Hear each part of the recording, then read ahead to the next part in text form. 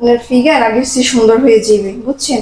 এখন যদি বাবুরে রাইখে দেন, তারপরে যদি বুকের দুধ খাওয়ান, তাইলে আরো আপনার শরীর দুর্বল হয়ে যাবে, আর আপনার আরো খারাপ দেখা যাবে পরবর্তীতে।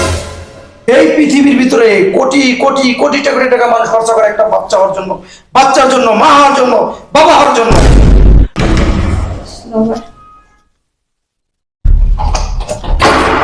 বাবা, কি অবস্থা ভাবি, কেমন আছেন? এই তো ভাবি ভালো আছি, আপনি ভালো আছেন? হ্যাঁ, আমি লাগে।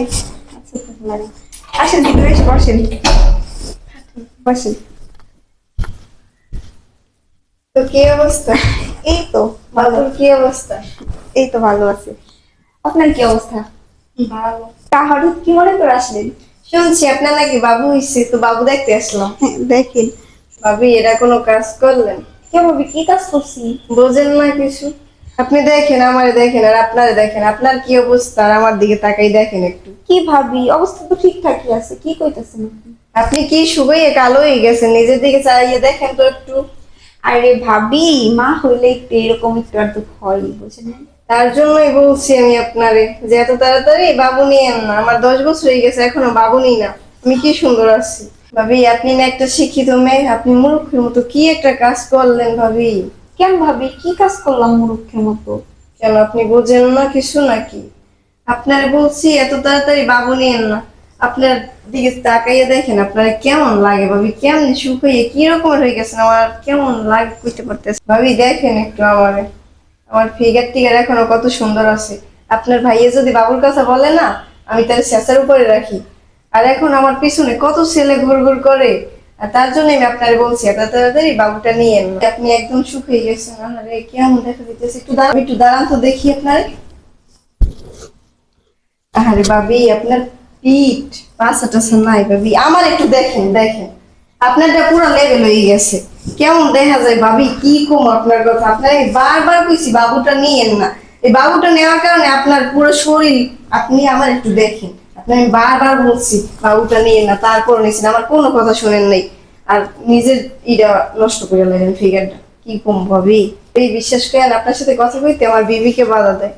কি করবো, আপনার সাথে যে কথা বলি, এ যদি লোকে শোনে বাইরে, তাহলে আমার হাসবে। ভাবি আমি যাই, আপনি থাকেন। আরে ভাবি বসেন, শোনেন না। আচ্ছা, এই এটার কি কোনো ওষুধ বা উপায় নাই? হুম, উপায় তো আছে নিশ্চয়ই। তাহলে বলেন না ভাবি, বলেন একটু। কি আর বলবো, এটা কাজ করেন, আপনার আমি বলি। আপনার বাবুটা বিক্রি করে ফেলান। কি বলতেছেন ভাবি, বাবু বিক্রি করুন মানে? আরে বুঝেন না, বাবু যদি আপনি বিক্রি করে ফেলান না, তারপরে তো আপনি একা হইয়া যাবেন, তারপরে নিজের শরীরের যত্ন নিতে পারবেন। এরপরে করবেন কি, আমি বিদেশি কিনে দিই, ঠিক আছে? আপনার ওই পেজ দিয়ে মনে, ওই পেজ থেকে আপনি অর্ডার করে নেবেন। আপনি যে সময় আবিয়ে তো কালে যেমন ছিলেন না, তার চেয়েও সুন্দর হয়ে যাবেন, বউরের ফিগার তেমন হয়ে যাবে।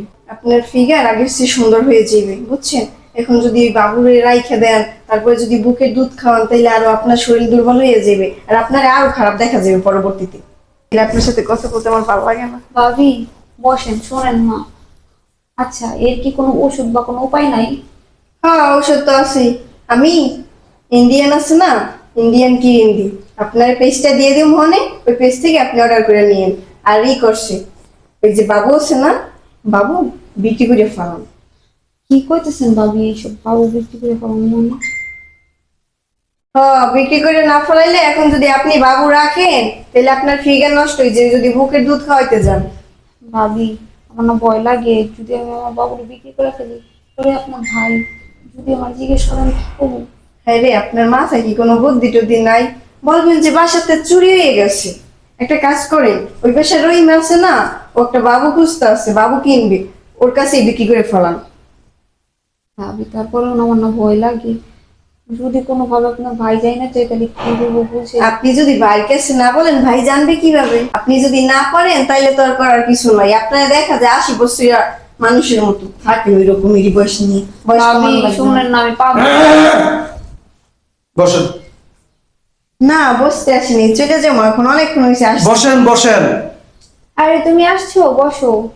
বসেন ভাবি, না, বসেন, আমি চলে যাই। বসেন। আরে ভাবিরে ধমক দিতেছো?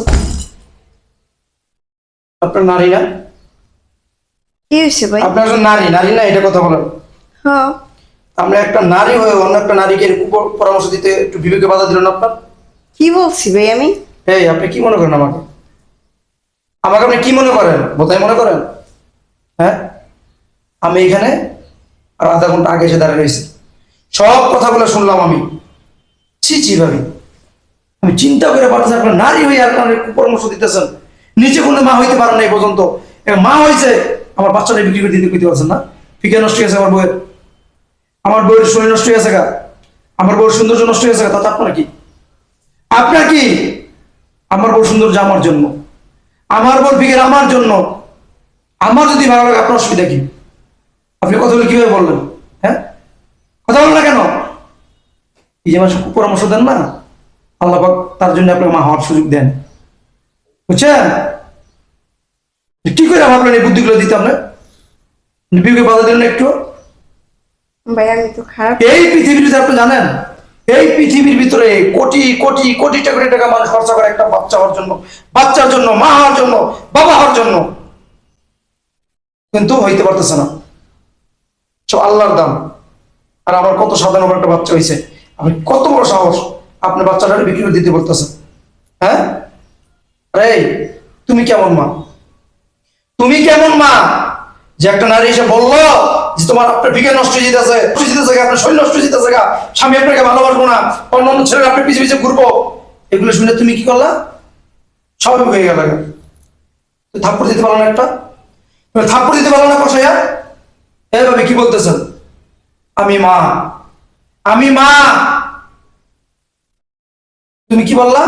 ভাবি উপায় নাই, কোনো উপায় নাই, বেঁচে বললাম। বাহ, চমৎকার। আমি ভাবছি যে তুমি আমার আর ভালোবাসবা না। এই আমি তোমাকে ভালোবাসি না?